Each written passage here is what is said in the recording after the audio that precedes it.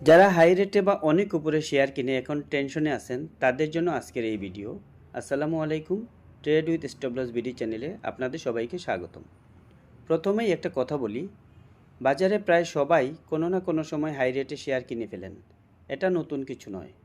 গুরুত্বপূর্ণ বিষয় হলো এখন আপনি কী সিদ্ধান্ত নিচ্ছেন। যেমন আমি 2006 সাল থেকে এই মার্কেটে আছি। বিভিন্ন সময় অহরহ অনেক শেয়ার হাই রেটে কিনে ধরা খেয়েছি, লস করেছি, মানসিক টেনশনে ছিলাম, ঘুম নষ্ট করেছি। মানে কী পরিমাণ অস্বস্তি বলে বোঝানো সম্ভব নয়।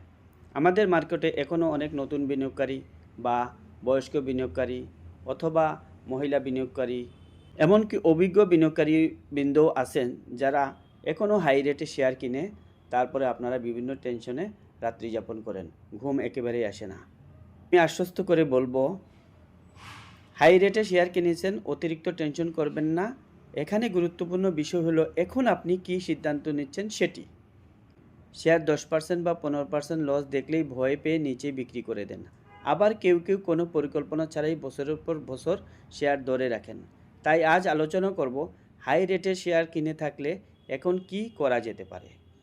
প্রথমতই আপনার শেয়ারটি কোন ক্যাটাগরির সেটিকে আপনাকে বিবেচনায় নিতে হবে।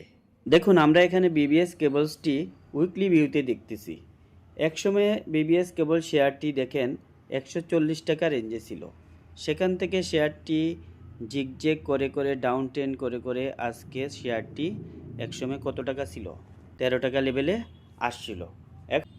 এখন কেউ যদি শেয়ারটি 140, 50 বা 60 এই লেভেলে কিনে এভারেজ করতে করতে এই 13 টাকা লেভেলে আসে, তাহলে তো তার লাইফ ধ্বংস। কী করার আছে এখানে? যাই হোক, যা ভুল হয়েছে হয়েছে, এখন তো আর কিছু করার নাই। তো এখন আমরা নতুনভাবে বলতে চাই, কেউ যদি এই শেয়ারে নতুন করে বর্তমান রেটে কিনে থাকেন এবং আজকে তার রেট কত চলুন দেখি। আপনি যদি এই শেয়ারটি 2640 বা 26 টাকায় কিনে থাকেন তবে আপনাকে অবশ্যই সতর্ক হতে হবে এবং আপনি এই শেয়ারটি ধরে রাখবেন কি না তা ভাবতে হবে। আপনি কি দেখে শেয়ারটি কিনেছেন? ফান্ডামেন্টাল কোনো বেস দেখে কিনেছেন? শেয়ারটি ভালো ডিভিডেন্ড দেয় বা নতুন করে শেয়ারটি কোনো প্রোডাকশন শুরু করেছে বা তার ব্যবসা ভালো হচ্ছে, এরকম কিছু দেখে কি কিনেছেন? এবং সেই এফেক্ট কি এখনও আছে? যদি সেই এফেক্ট এখন না থাকে তাহলে আপনাকে এই শেয়ার ধরে রাখবেন নাকি নতুন করে অ্যাভারেজ করবেন তা আপনাকে ভাবতে হবে। দেখুন, এখানে বিবিএস কেবল যদি আমি 26 বা 26.50 টাকায় বাই করতাম তাহলে এই ডায়াগোনাল রেজিস্ট্যান্স অবশ্যই ব্রেক করার সাথে সাথে বা ক্লোজের দিনই আমি স্টপ লস নিতাম। দেখুন, এখানে এই যে পরপর 2 দিন এখানে ডাবল ক্লোজ দিছে লাল ক্যান্ডেল দিয়ে এবং আমি এখানে স্টপ লস নিয়ে নিতাম। কিন্তু আপনি যদি না নেন তবে আপনার পরবর্তী স্টপ লস হবে 23.50 বা 23.60 পয়সায়। তারপরের স্টপ লস হবে আপনার 21.50 পয়সায়। কিন্তু এত নিচে আপনার স্টপ লস নিলে আপনার পোর্টফোলিও কি বেঁচে থাকবে? মনে রাখবেন, বাই দিলে স্টপ লস অবশ্যই নেওয়া উচিত পোর্টফোলিও বাঁচাতে হলে, এবং সেটা আগেই যৌক্তিক রেটে সেট করতে হবে। কমেন্টে জানাবেন আপনি কি স্টপ লস নেন, আপনার স্টপ লস নেওয়ার ফর্মুলা কি। দেখুন, আমি বলছি না বিবিএস কেবলস ফান্ডামেন্টালি দুর্বল বা স্ট্রং নয়। বিবিএস কেবলস অবশ্যই ভালো শেয়ার এবং পূর্বে এটি উচ্চ মূল্যে ছিল, কিন্তু বর্তমানে তার ব্যবসা এবং রাজনৈতিক প্রেক্ষাপটে শেয়ারটি ডাউন ট্রেন্ডে আছে এবং সাম্প্রতিক সময়ে মার্কেট হাইপে সে হাই রেটে ছোটোখাটো একটা র্যালি করেছে, কিন্তু তার বর্তমান যে রেড ক্যান্ডেলের ভলিউম এগুলো আমাকে ভাবিয়ে তুলছে। আমি আমার নিজের স্টপ লস ফর্মুলা আপনাদের সাথে শেয়ার করেছি, আপনারটা ভিন্ন হতেই পারে। তারপর আমি বলছি, আপনি যদি এই শেয়ারে আটকে থাকেন তাহলে অবশ্যই অভিজ্ঞ একজনের পরামর্শ নিয়ে স্টপ লস সেট করবেন এবং আপনি আপনার পোর্টফোলিও সেভ করবেন। চলুন এবারে আমরা আরেকটা ফান্ডামেন্টাল শেয়ার নাবানা নিয়ে আলোচনা করে ভিডিও শেষ করব। ফার্মা অ্যান্ড কেমিক্যাল সেক্টরের নাবানা ফার্মাও একটি ফান্ডামেন্টাল শেয়ার। দেখুন, এই শেয়ারটিও দীর্ঘদিন ডাউন ট্রেন্ডে থেকে, এই যে দেখতে পাচ্ছেন, দীর্ঘদিন ডাউন ট্রেন্ড থেকে সে একটা আপ র্যালিতে চলে গেছে এবং তার বর্তমান দাম 70 টাকা 70 পয়সা। এখন আমরা নাবানা ফার্মায় যদি কেউ উচ্চ মূল্যে কিনে ভয় পেয়ে থাকেন তাদের কি করা উচিত আমরা তা চার্টের মাধ্যমে দেখব। দেখুন, নাবানা ফার্মাটি একটি চ্যানেল ধরে ধরে উপরের দিকে এগিয়ে চলছে। দেখুন তার আপ ডাউন সুইংগুলো, সে কীভাবে চ্যানেল ধরে ধরে উপরে যাচ্ছে। এছাড়াও আরও লক্ষণীয় বিষয় হলো, দেখুন আপনি নাবানা ফার্মার সাম্প্রতিক সময়ের ভলিউম বারগুলো দেখতে পাচ্ছেন আশা করি।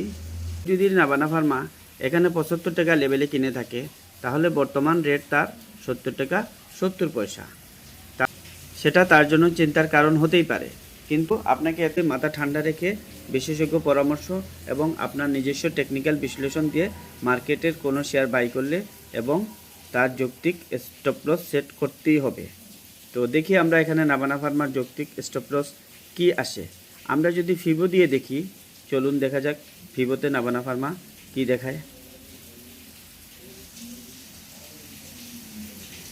দেখুন এখানে আগে থেকেই নাবানা ফার্মার ফিবোনাসি রিট্রেসমেন্ট সেট করা ছিল।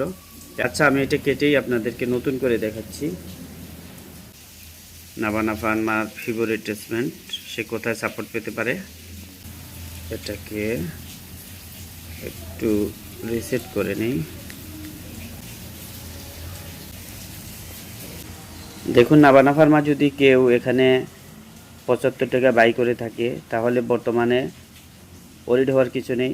নাবানা ফার্মা এখানে 70 টাকা, অর্থাৎ আপনি এখানে এই যে দেখতে পারবেন 70 টাকায়, অর্থাৎ 0.618 ফিবো 618 সে সাপোর্ট পাওয়ার সম্ভাবনা আছে। এবং আজকে 70 টাকা টাচ করেই সে 70 টাকা 70 পয়সায় ক্লোজ দিয়েছে। তো এখানে নাবানা ফার্মার সাপোর্ট কাজ করবে এবং এখানে বাই অপরচুনিটিও ক্রিয়েট হয়েছে। তাছাড়া নাবানা ফার্মার এইখানে ভলিউম পাওয়ারগুলোও আপনাকে খেয়াল রাখতে হবে। তো যারা 75 টাকায় নাবানা ফার্মা বাই করবে তাদেরকে ওরিড হওয়ার, তো যারা এখানে নাবানা ফার্মা বাই করবে তাদেরকে ওরিড হওয়ার কিছু নেই। তো যারা এখানে নাবানা ফার্মা 75 টাকায় বাই করেছে তাদের ওরিড,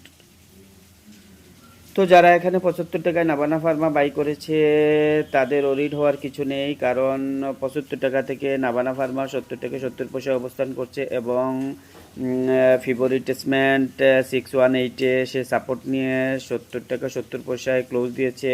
অর্থাৎ যদি নাবানা ফার্মা 618-এ ব্রেক করে আরও নিচে আসে, তবে তার নিকটবর্তী সাপোর্ট হবে 0.5, অর্থাৎ 67 টাকা 70 পয়সা। এই জায়গাটা হবে তার পরবর্তী সাপোর্ট। যদি এই সাপোর্ট কোনোভাবে ভেঙে যায়, তাহলে আমার পরামর্শ হবে নাবানা ফার্মা থেকে আমাদেরকে স্টপ লস নিয়ে আমাদের পোর্টফোলিও এবং পুঁজি সুরক্ষা করতে হবে। পুঁজিবাজার 100% নিশ্চয়তা বলে কিছু নেই। পুঁজিবাজার সবসময় ঝুঁকিপূর্ণ, তাই এখানে আপনি আপ টেন ডাউন টেন যে কোনো শেয়ারই কিনুন না কেন, এখানে অবশ্যই আপনাকে যৌক্তিক স্টপ লস সেট করে তবেই বাই সেল করা উচিত টেকনিক্যাল ওয়েতে, এবং স্টপ লস হিট করলে স্টপ লস নিয়ে নেবেন এবং আপে গেলে রেজিস্ট্যান্স দেখে আপনারা প্রফিট টেক করবেন। যদি আমার চ্যানেল ভালো লাগে আপনারা লাইক শেয়ার করবেন এবং আমার সাথে যারা আছেন তাদেরকে ধন্যবাদ। আজকের মতো এখানেই বিদায় নিচ্ছি। আসসালামু আলাইকুম।